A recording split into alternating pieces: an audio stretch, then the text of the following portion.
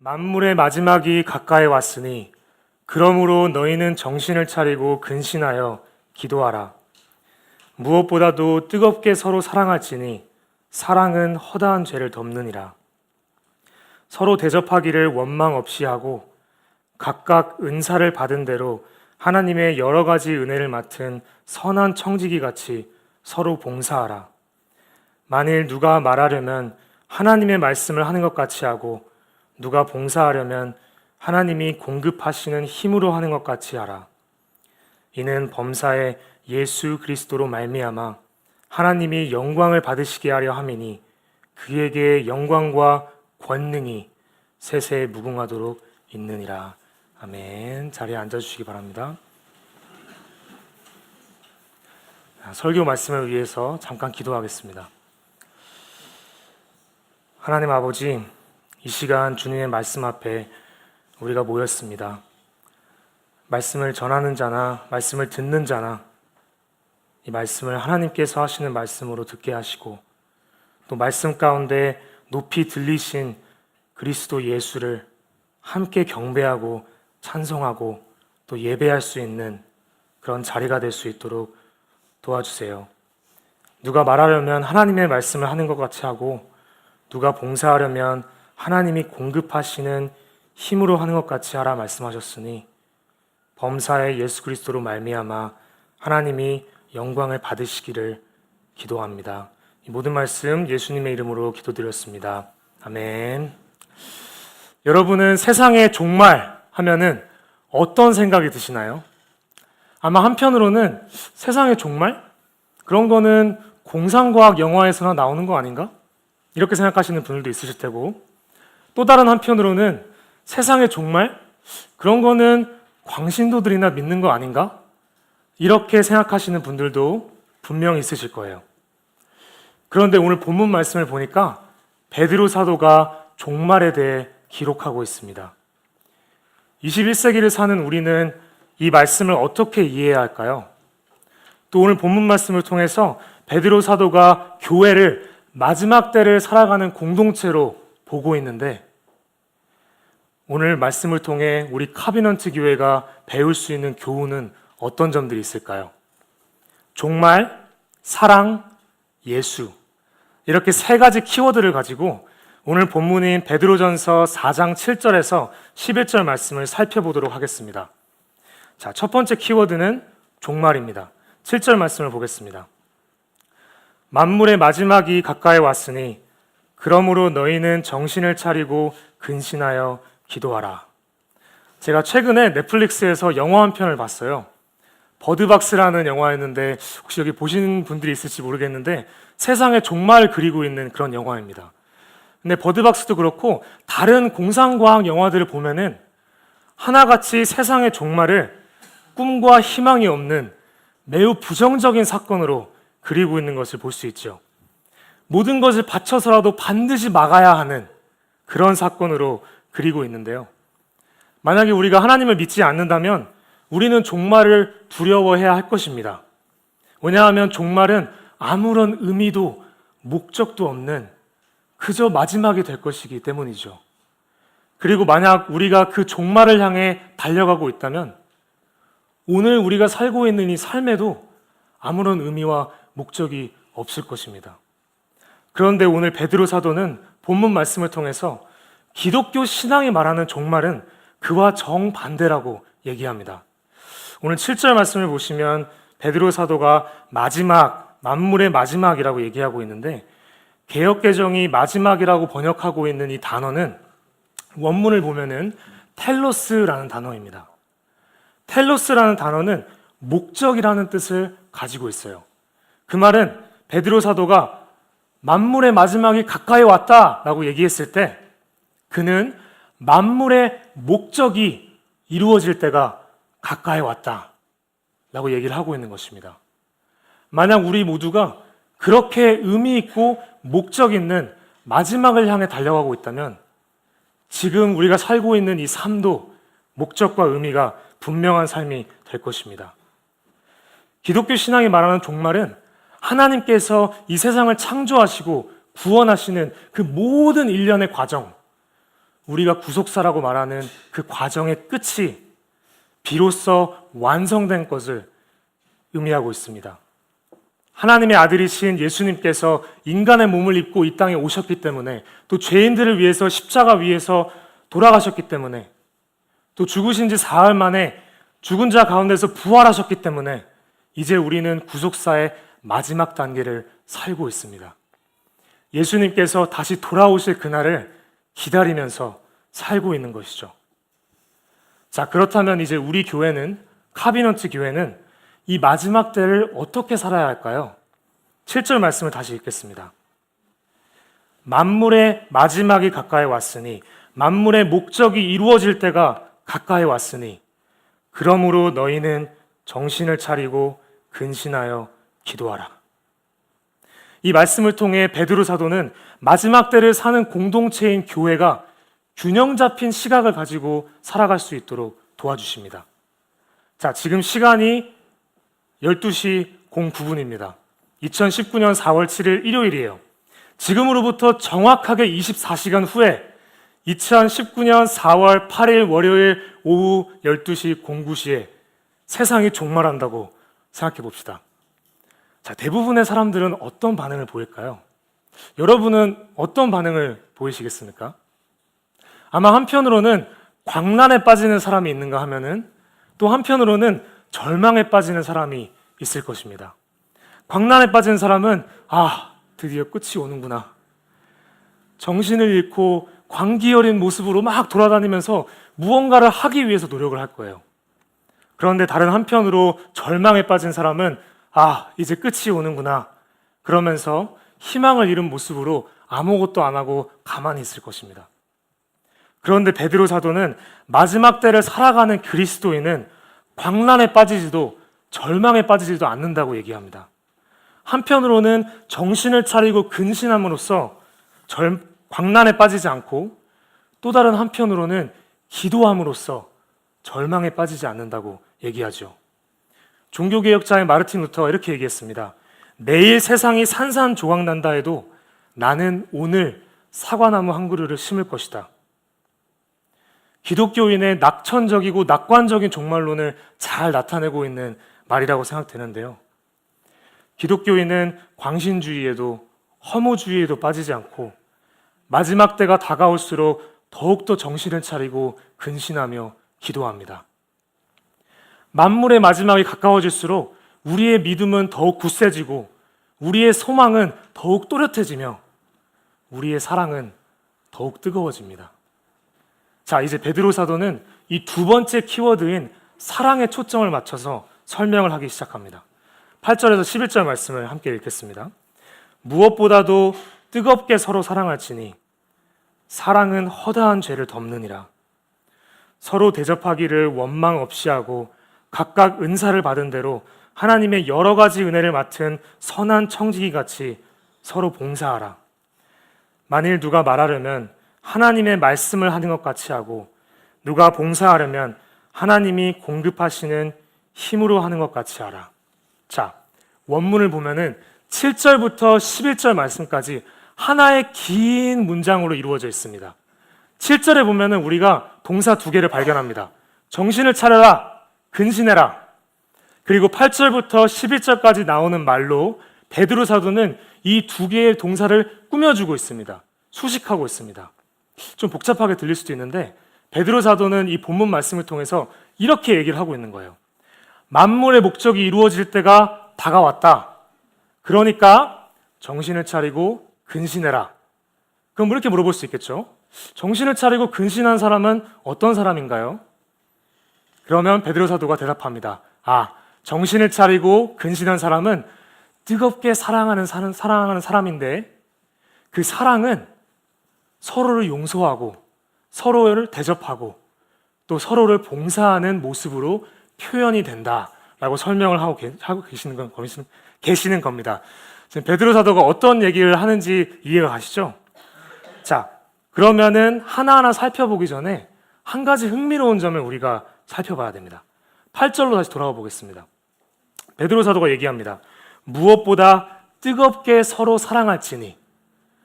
에드먼드 클라운이라는 신학자가 이 8절 말씀을 설명하면서 한 가지 재미있는 사실을 얘기합니다. 여기서 뜨겁게라는 단어가 원문을 보면은 잡아당기면은 늘어나는 성질을 의미한다고 얘기하고 있는 것이죠. 직역을 하자면은 베드로 사도는 무엇보다도 뜨겁게 서로 사랑할지니라고 얘기를 할 때 무엇보다도 늘어나게 서로를 사랑할지니 라고 얘기를 하고 있는 것인데 참 이상한 말씀입니다. 도대체 왜 베드로 사도는 잡아당기면은 늘어나는 성질을 사랑에 부여했을까요? 저는 이게 굉장히 재밌는 이미지라고 생각하는데 이 이미지에 대해서 좀 눈에 보이게 한번 설명을 해보겠습니다. 자, 여기에 사랑이 있다고 생각을 해볼게요. 여기 사랑이 있습니다. 그리고 베드로 사도에 의하면은 이 사랑은 우리가 손으로 잡고 잡아당기면은 늘어나는 성질을 가지고 있어요. 고무처럼 말이죠. 자, 왼편을 보니까 기둥 3개가 서 있습니다. 첫 번째 기둥은 용서라는 이름표가 붙어 있어요. 두 번째 기둥은 대접, 환대라는 이름이 붙어져 있어요. 세 번째 기둥은 봉사라는 이름이 붙어져 있습니다. 다시 사랑으로 돌아가 보도록 할게요. 우리가 이 카비넌트 교회가 공동체 사랑을 가질 수 있는 이유는 딱 한 가지입니다.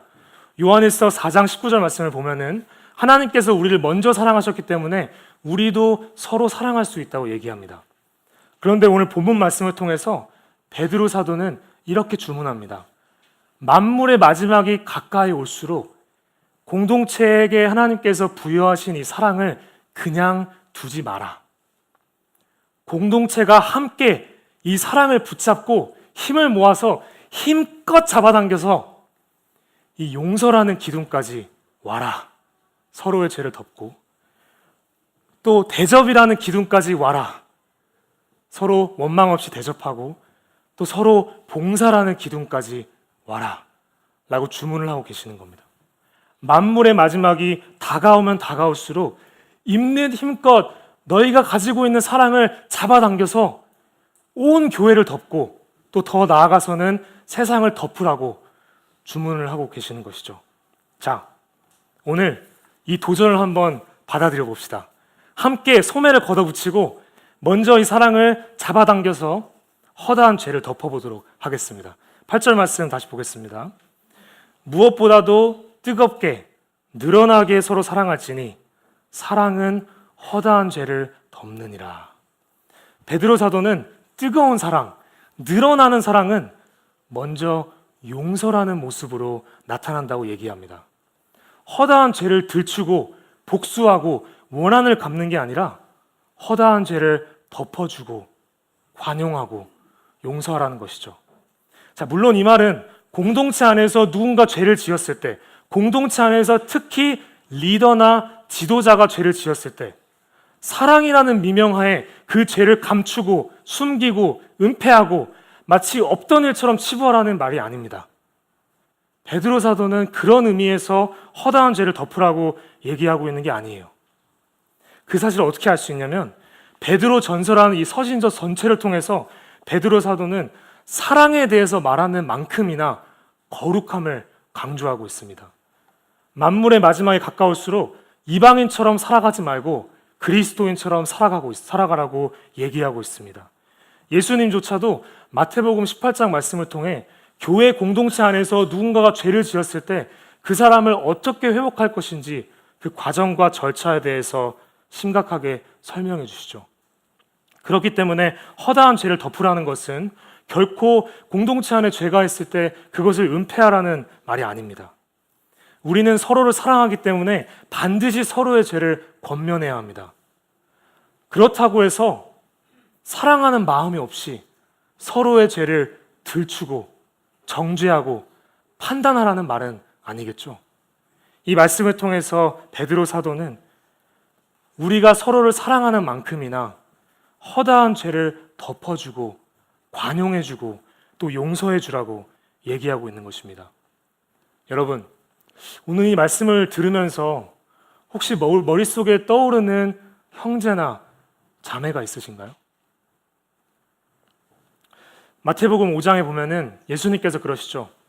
예배를 드리러 가는 길목에서 만약에 내가 어떤 형제나 자매와 싸웠던 일이 생각나면은 예배 드리러 가지 말고 돌이켜서 그 형제와 그 자매와 먼저 화해를 하고 나중에 예배를 드리라고 얘기를 합니다. 카비넌트 교회를 비유를 하자면은 만약에 지하철로 오셨다면은 삼전역에 딱 내렸는데 갑자기 생각이 나는 거예요. 아, 내가 그 형제와 아직 풀지 못한 게 있어. 내가 그 자매와 아직 찝찝한 게 있어. 그러면은 카비넌트 교회까지 오지 말고 빨리 돌이켜서 그 부분을 해결하고 다시 예배를 드리라고 말씀하시는 거죠. 자, 지금 자리를 박차고 나가시지는 마시고요. 예배가 끝나고 난 후에 만약에 머릿속에 떠오르는 형제가 있다면, 만약에 생각이 나는 자매가 있다면 그 형제에게 가세요. 그 자매에게 가세요.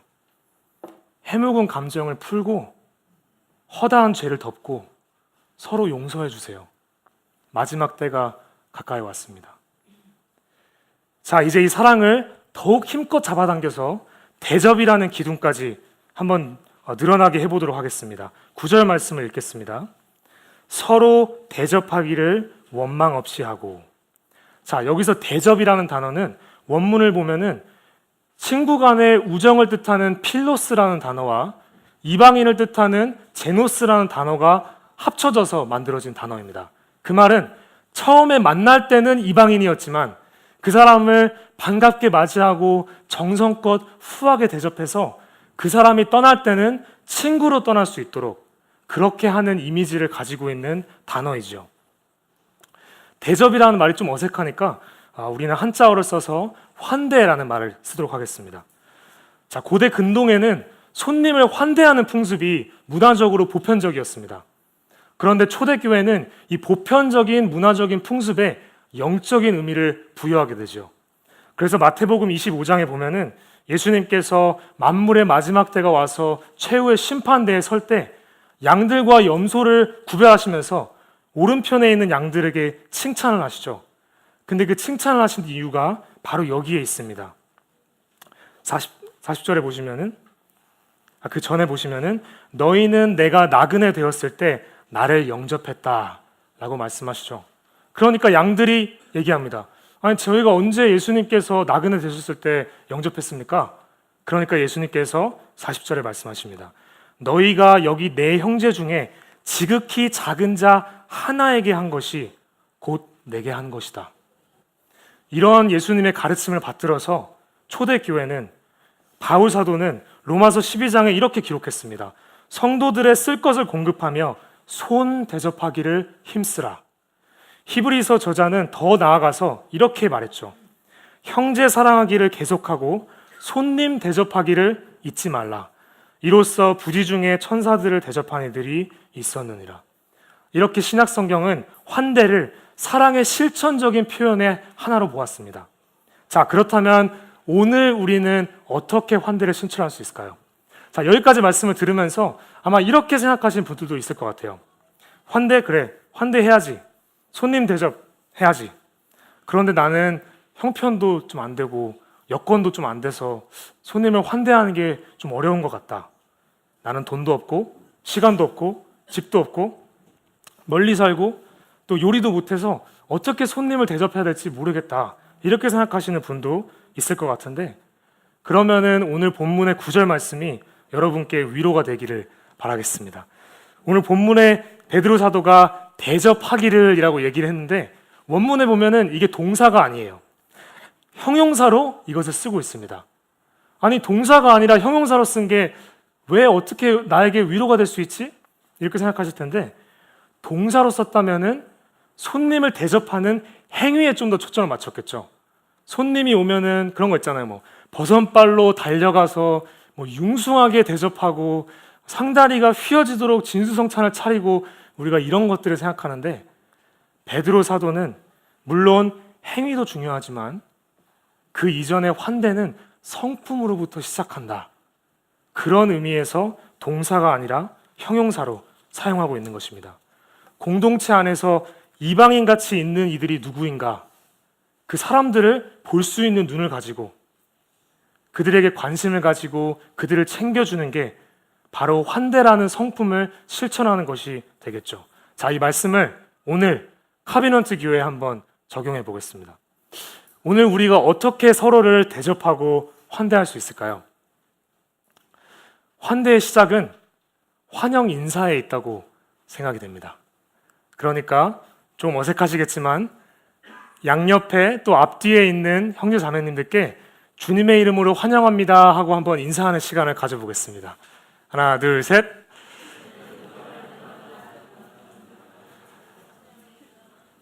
특히 오늘 카비넌트 교회에 처음 오신 분이 있으시다면 제가 카비넌트 교회를 대표해서 주님의 이름으로 환영하겠습니다.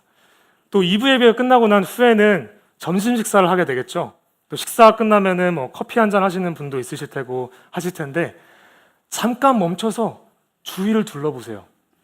혹시 대화에 끼지 못하고 겉도는 형제나 자매가 있나요?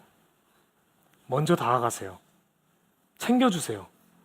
그 사람들도 대화에 낄 수 있도록 좀 문을 열어주세요. 만약에 힘들어하고 있는 형제나 자매를 알고 있나요? 시간을 내서 만나주세요. 식사도 같이 하고 커피 한잔 하면서 얘기도 들어주고 공감해주고 같이 기도하는 시간도 한번 가져보세요.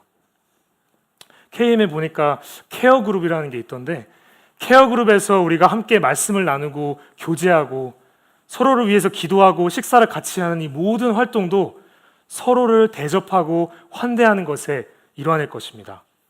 내 주변의 이방인은 누구인가? 어떻게 하면 그 사람을 친구처럼 반갑게 맞이할 수 있을까? 어떻게 하면 그 사람을 챙겨주고 섬겨서 공동체 안에 서로 대접하고 환대하는 모습을 이룰 수 있을까? 이렇게 생각하기 시작하시면 그동안 보지 못했던 환대의 기회가 보이기 시작하실 것입니다. 자, 이제 마지막으로 이 사랑을 잡아당겨서 봉사라는 기둥까지 늘어나게 한번 해보겠습니다.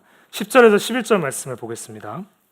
각각 은사를 받은 대로 하나님의 여러 가지 은혜를 맡은 선한 청지기 같이 서로 봉사하라. 만일 누가 말하려면 하나님의 말씀을 하는 것 같이 하고 누가 봉사하려면 하나님이 공급하시는 힘으로 하는 것 같이 하라. 우리는 보통 봉사하면은 자원봉사나 봉사활동이나 해외봉사나 이런 거창한 것들을 떠올리죠. 어디 등록을 해야 되고 교육도 받아야 되고 주말을 희생해서 어딘가에 가야 되고 이런 것들을 생각하는데 여기서 베드로 사도는 공동체 안에서 서로 도와주고 서로 섬겨주는 것으로부터 봉사가 시작된다고 얘기합니다. 그리고 여기 앉아 계신 한 분 한 분에게 하나님께서 성령의 은사를 주셨기 때문에 그 은사를 가지고 서로를 섬기고 봉사할 수 있을 것이라고 얘기하죠. 여러분, 성령의 은사가 없는 그리스도인은 단 한 사람도 없습니다. 그리고 하나님께서 그 성령의 은사를 주신 이유는 이 은사를 통해서 뭔가 내 자아를 실현하고 이런 게 아니라 공동체의 덕을 세우고 힘들어하는 지체가 있으면 그 지체를 일으켜주고 또 공동체 안에서 예수님의 형상이 나타날 수 있도록 그 몸을 세우는 일을 위해서 이 은사를 주신 것입니다. 그래서 우리 작은 것부터 시작하도록 합시다. 예수님께서 그러셨죠. 내 이름으로 물 한 잔을 건네면은 결코 그 상을 잃지 않을 거라고 말씀하셨던 것처럼 거창한 것 다 좋지만 물 한 잔을 건네는 것으로부터 시작해 보도록 합시다. 그런데 이렇게 봉사하기 위해서 이렇게 용서하고 대접하고 봉사하기 위해서 우리는 세 번째 키워드가 절실히 필요합니다. 세 번째 키워드가 뭐였죠? 예수였죠. 11절 말씀을 다시 보겠습니다. 만일 누가 말하려면 하나님의 말씀을 하는 것 같이 하고 누가 봉사하려면 하나님이 공급하시는 힘으로 하는 것 같이 하라. 이는 범사에 예수 그리스도로 말미암아 하나님이 영광을 받으시게 하려 함이니 그에게 영광과 권능이 세세에 무궁하도록 있느니라. 아멘. 여러분, 만물의 목적이 이루어질 때가 가까이 왔습니다. 이제 우리는 예수님께서 다시 오시기를 기다리고 있습니다. 그런데 기다리는 동안 베드로 사도는 마지막 때를 사는 공동체로서 서로 용서하고 서로 환대하고 서로 봉사하고 그렇게 뜨겁게 사랑하라고 주문하고 있습니다. 그런데 우리는 스스로의 힘으로는 그렇게 할 수 없습니다. 하나님이 공급하시는 힘이 없이는 서로를 뜨겁게 사랑할 수 없습니다. 다시 사랑으로 돌아가 볼게요. 여기 사랑이 있습니다. 우리의 마음은 너무나도 차갑게 식어 있어요. 이 사랑은 너무나도 딱딱하게 굳어져 있어요. 그리고 우리는 너무 연약해요. 그래서 아무리 우리가 공동체로서 이 사랑을 붙잡고 있는 힘껏 잡아당겨도 용을 쓰면 용을 쓸수록 오히려 우리만 지치고 중간에 이 사랑이 늘어나다가 뚝 하고 끊어지게 될 수밖에 없는 것입니다. 도대체 하나님이 공급하시는 힘을 어디서 찾을 수 있을까요? 말씀을 마무리 지으면서 11절 말씀에 그리스도 예수로 말미암아 라는 단어에 집중해 보겠습니다. 여러분, 그리스도 예수로 말미암지 않으면 우리는 아무것도 할 수 없습니다. 그리스도 예수로 말미암지 않고는 우리는 깨어서 기도할 수도 없고 서로를 뜨겁게 사랑할 수도 없고 서로 용서하고 환대하고 봉사할 수 없습니다. 하나님의 뜨거운 사랑을 마음 깊이 경험하지 않으면 우리는 서로를 뜨겁게 사랑할 수 없습니다. 범사에 하나님께 영광을 돌릴 수도 없습니다. 여러분, 예수님을 바라봅시다. 예수님께서 자신의 삶과 죽음과 부활하심을 통해서 본문의 모든 말씀을 성취하셨습니다. 율법은 우리가 무엇을 해야 되는지를 가르쳐 줄 수 있고 또 우리가 무엇을 하지 않고 있는지를 가르쳐 줄 수 있지만 그것을 할 수 있는 힘을 공급해 줄 수 없습니다. 오직 복음 안에서 그리스도 예수로 말미암을 때 우리는 이 모든 것들을 할 수 있습니다. 7절 말씀 보겠습니다. 너희는 정신을 차리고 근신하여 기도하라.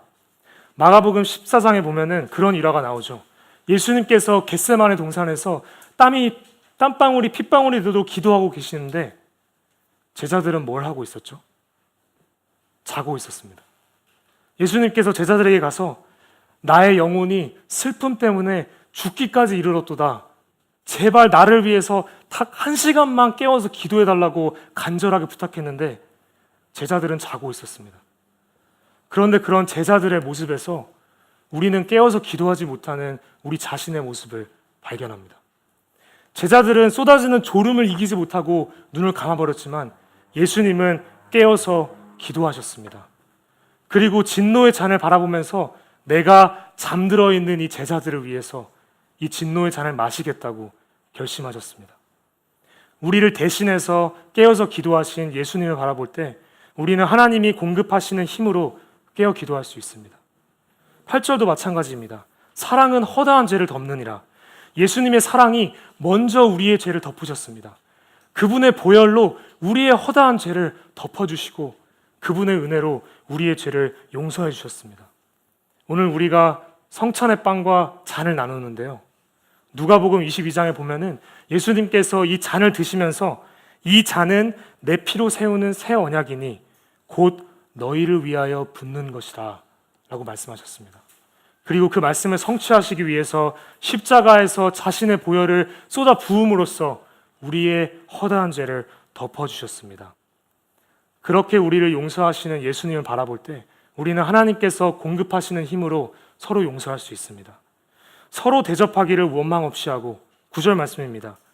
이방인이었던 우리를 하나님의 가족으로 환대하시기 위해서 예수님께서는 가장 고귀하고 가치 있는 자신의 생명을 값으로 지불하셨습니다. 히브리서를 보면 그런 말씀이 있어요. 그러므로 예수도 자기 피로써 백성을 거룩하게 하려고 성문 밖에서 고난을 받으셨느니라. 왜 히브리서 기자는 예수님께서 성문 밖에서 고난을 받으신 거에 집중했을까요? 그 이유는 예수님께서 옛 예루살렘의 성문 밖에서 죽임을 당하셨기 때문에 이제 우리는 장차 오게 될 새 예루살렘의 성문 안에서 영생을 누릴 수 있게 된 것입니다. 오늘 성찬의 빵과 잔을 통해서 우리를 환영하시고 원망 없이 우리를 환대하시는 그 예수님을 바라볼 때 우리는 하나님께서 공급하시는 힘으로 원망 없이 서로 환대할 수 있습니다. 마지막으로 11절 말씀입니다. 각각 은사를 받은 대로 하나님의 여러 가지 은혜를 맡은 선한 청지기 같이 서로 봉사하라. 예수님은 모든 은사를 가지고 계셨습니다. 누가복음 24장에 보니까 엠마오로 가는 길에 두 제자가 예수님에 대해서 얘기하면서 하나님과 모든 백성 앞에서 말과 일에 능하신 선지자시더라 이렇게 얘기를 했는데, 예수님은 단순히 선지자셨을 뿐만 아니라 온 세상을 다스리고 통치하시는 왕이셨습니다. 그런데 그 모든 부귀영화를 포기하시고 자기 자신을 낮추고 종이 되셔서 십자가에 죽으시기까지 우리를 섬기셨습니다. 그렇게 우리를 봉사하신 예수님을 바라볼 때 우리도 하나님께서 공급하시는 힘으로 서로 봉사할 수 있습니다. 여러분, 예수님께서 곧 오십니다. 예수님께서 우리를 먼저 덮어주시고 반겨주시고 섬겨주셨던 것처럼 이번 한 주도 서로를 뜨겁게 사랑하면서 늘어나게 사랑하면서 서로를 덮어주고 반겨주고 섬겨주는 한 주가 되시기를 주님의 이름으로 축원합니다. 아멘. 기도하겠습니다.